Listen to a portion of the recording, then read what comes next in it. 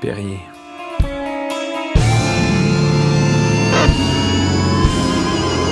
J'ai le privilège de travailler sur la bande sonore du jeu Graft de mon ami Yann-Simon Martel-Lucier. Il présentait pour la première fois son jeu à l'événement Megamix 2019. Donc, il avait besoin de chansons là.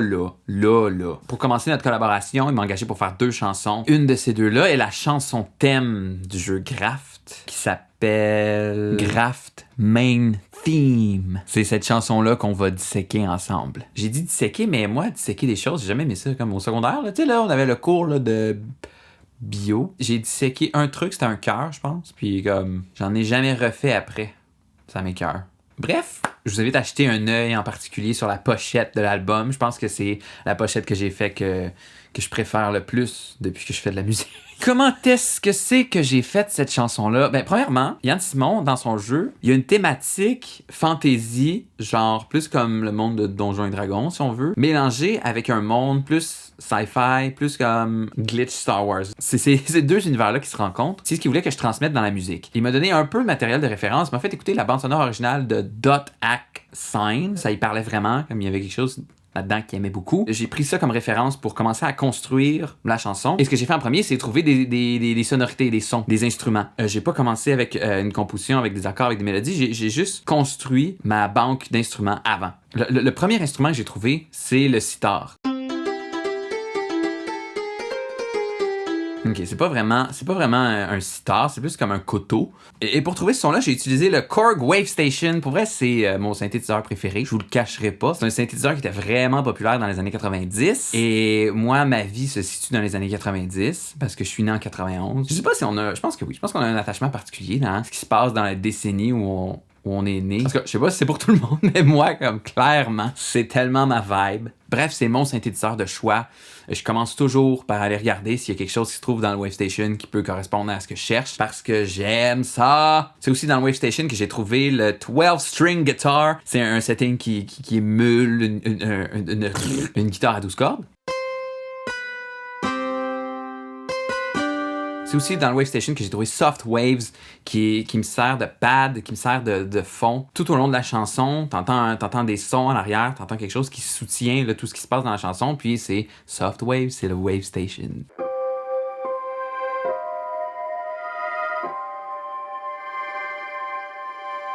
Pour la percussion, j'ai moi-même construit un kit avec plein de samples que j'ai trouvés sur Internet. Là, je cherchais dans des samples gratuits. Je me souviens même pas sur quel site web, j'ai juste googlé Free Asian Percussion Samples. J'ai trouvé un paquet de choses, j'en ai trouvé tellement. Finalement, j'ai choisi des samples dans 2 ou 3 tracks différentes. Puis, j'étais quand même satisfait avec ce que j'avais trouvé. Puis, j'ai jamais expérimenté avec ce genre de son-là. Fait que c'était quand même excitant.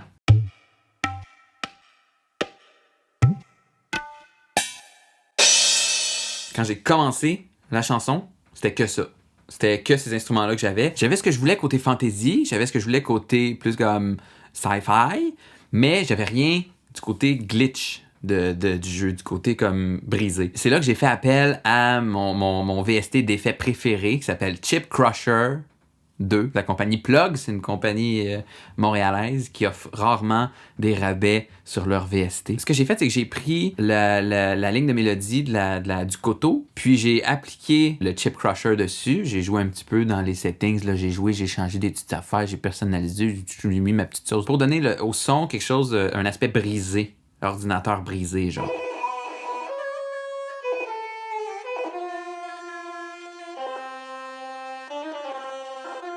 La première chose que j'ai fait, c'est la mélodie qu'on entend en partant, au début de la chanson. Puis ces temps-ci, là, je te dirais, dans les derniers mois, j'expérimente avec... Je regardais une vidéo sur YouTube qui parlait du travail de Koji Kondo, qui fait de la musique pour Nintendo. Ça disait que dans plein de ses chansons, genre vraiment plein de ses chansons, il commençait avec un hook. Il commençait pas tranquillement, puis genre avec l'ambiance ou avec juste... Il commence avec une mélodie qui hook la personne, puis qui donne le goût de continuer à écouter.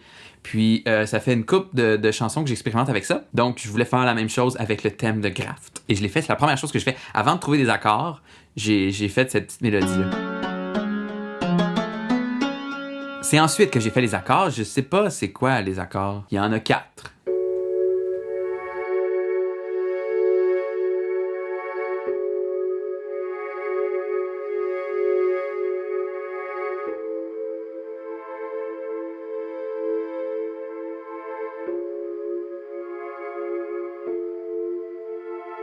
moi, j'aime vraiment, moi là, on va se le dire, là, moi je suis un gars de mélodie. J'aime bien les mélodies, mais j'aime bien les mélodies accrocheuses. Rapidement, j'ai eu envie de développer la mélodie, donc j'avais mes accords qui jouaient sur deux instruments différents. Puis là, j'avais mon petit clavier, là, et j'étais genre, OK, c'est quoi la mélodie? Qu'est-ce qu'on va entendre? Et j'ai joué cette mélodie. Je pense que je l'ai trouvé, là, comme j'ai jammé un petit peu, là, j'étais comme, ah oui, mais je l'ai trouvé quand même assez rapidement.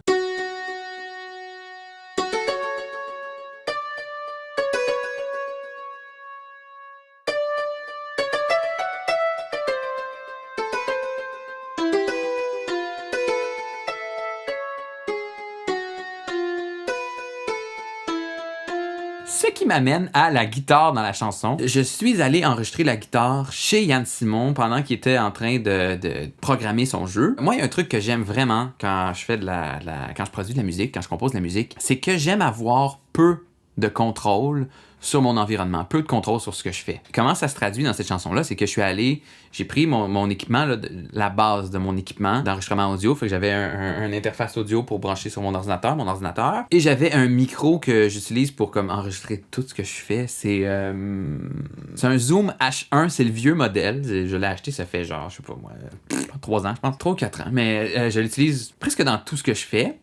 Parce qu'il est pratique, il se traîne bien, gars, comme ça, puis il est tout petit, puis il se traîne, et je peux le mettre dans mon sac de caméra, qui lui aussi est tout petit, genre. J'ai une approche quand même assez minimaliste. J'aime ça ne pas avoir le contrôle de mon environnement, et comment ça s'est traduit, c'est que pendant que j'enregistrais une certaine partie de la chanson, j'avais amené un petit trépied, j'avais mis le micro, comme en face de moi, puis ma guitare.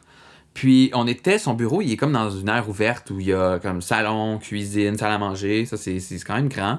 Fait qu'il y a plein d'échos. Donc, j'avais pas de contrôle sur l'écho. Tu sais, je pouvais pas rien faire. Et, en plus, c'était l'heure du dîner. Puis il y avait Yann Simon qui était en train de préparer un sauté asiatique en arrière de moi pendant que j'enregistrais. Et ça donne ça.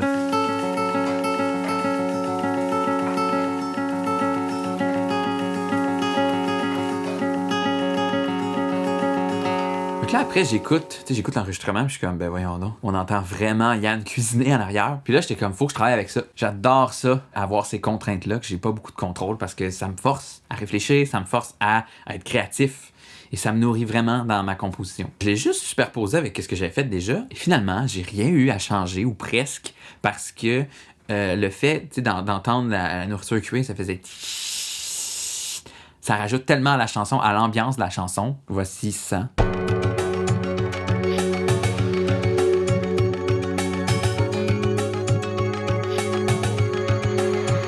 Avec.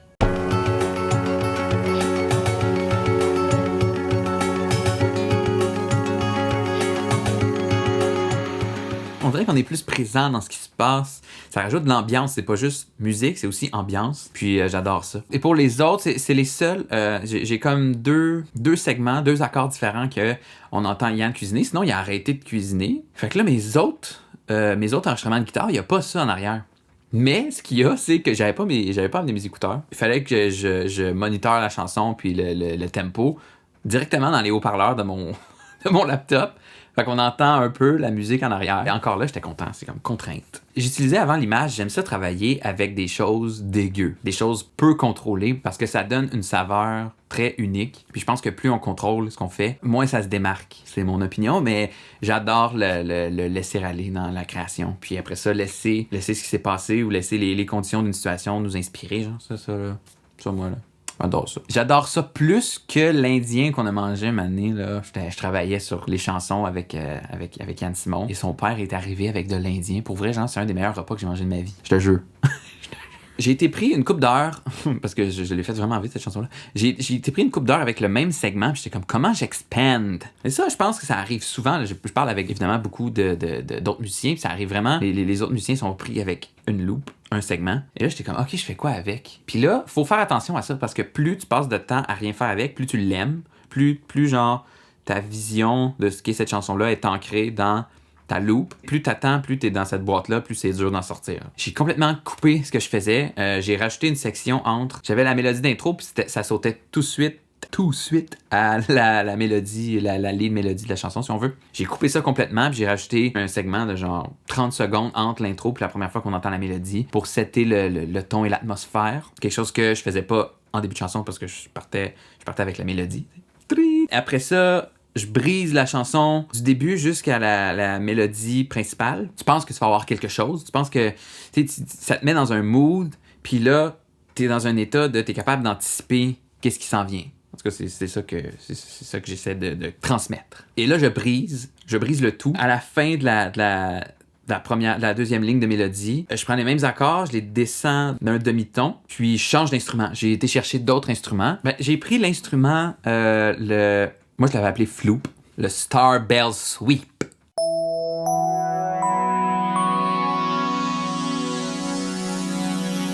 C'est génial, ça le fait, là. Ça le fait. C'est l'instrument qui fait espace. Je suis allé le chercher pour créer une mélodie, pour faire la mélodie un demi-ton plus bas avec cet instrument-là. J'ai aussi plus mis l'accent sur le glitch dans ce moment-là. Je voulais que ça arrive. Je voulais que l'aspect, là, comme monde qui est en train de briser, monde électronique qui brise, prenne un peu le dessus, ou du moins comme prenne plus de présence. J'ai fait ça. Fait que la ligne de mélodie avec le floop et l'aspect glitch donne ça.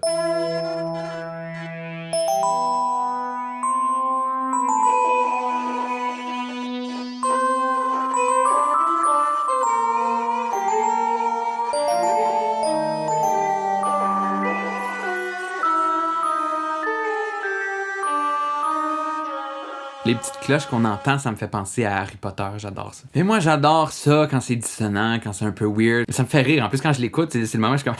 tu sais, il y a quelque chose qui se passe, c'est comme un peu brisé. J'adore ce qui est brisé. Je sais pas si vous l'aviez décodé. C'est à ce moment-là que j'ai commencé à ajouter aussi des effets des whoosh, des swoops, des swoosh, ce genre de choses-là, là. Je les appelle les effects.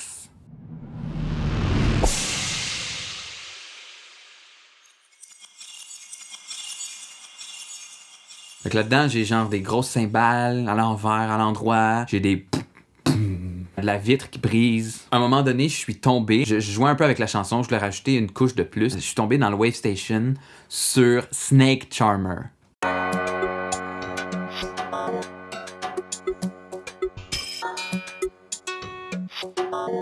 C'est parfait. C'est tellement parfait. C'est tellement parfait. Ensuite... est venu le moment où je me reposais la question, mais... Qu'est-ce que je fais? Qu'est-ce que je fais maintenant? Et j'ai repris... Dans le fond, l'idée, c'est qu'il se passait une fois, comme l'intro, le build-up, la mélodie, la cassure. J'avais l'impression que j'avais touché pas mal les éléments que je voulais toucher par rapport à ce que le jeu représente. Donc là, j'étais genre, OK, je fais quoi d'autre? Et là, j'ai fait un sort, j'ai jeté un sort à mon projet et j'ai fait apparaître de nouveaux instruments. Je cherchais dans un autre synthétiseur parce que je trouve que j'avais fait un peu le tour là, pour le Wave Station dans ce projet-là. Je suis allé dans le Korg M1, un autre synthétiseur assez populaire dans les années 90, puis j'ai trouvé le Going Up. Ensuite, qu'est-ce que je pourrais rajouter? M'est venue l'idée. Évidemment, des strings! Fait que là, je les utilise en deux temps. Je les utilise pour ponctuer une mélodie à la fin du premier segment.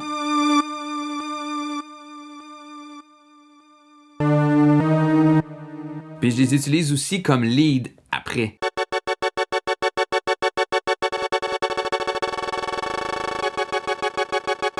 Puis je trouve que les avoir comme ça à l'avant-plan, de cette façon-là, là, qui se passe un petit peu fou, là, ça crée une tension. Genre une tension que, tu sais, dans le jeu, ce qui se passe, c'est dangereux. Comme tu vis un danger. T'es en danger! Ensuite, j'ai un autre truc qui arrive juste à la fin, qui arrive dans la deuxième moitié de la chanson. Puis c'est une couche de percussion qui est passée dans le chip crusher que je parlais tantôt, donc qui sonne un peu glitch, qui sonne un peu brisé, qui se rajoute aux autres couches de percussion, qui donne un autre sentiment à cette partie-là.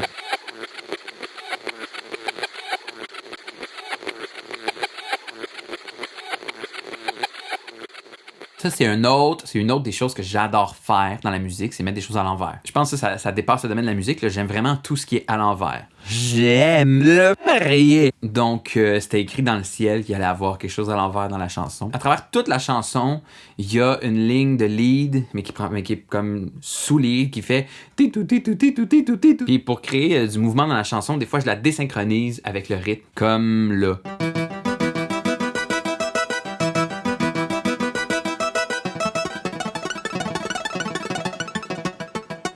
J'aime ça parce que ça met encore de l'emphase sur l'aspect, ça glitch. Il y a quelque chose de beau dans le fait que ce soit comme carré, mais des fois, ça part. C'est comme si c'est pas clair, c'est comme ses côtés, ça dépasse.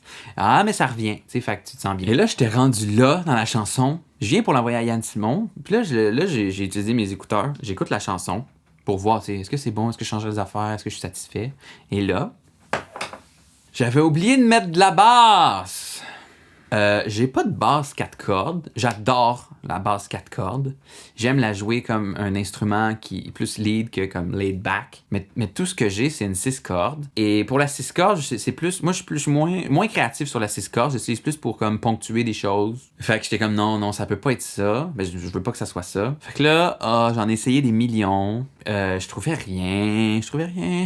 Finalement, j'ai trouvé, j'ai eu un petit moment de panique. J'étais comme, pourquoi j'ai oublié, là? Parce que là, j'étais déjà dans le mindset de comme j'ai fini la chanson, yeah! Là, j'étais comme, ah non, j'ai oublié quelque chose de vraiment important parce que là, il manque, comme dans les basses fréquences, il manque quelque chose qui soutient, J'étais comme, peut-être ça serait mieux avec quelque chose. J'ai trouvé ça.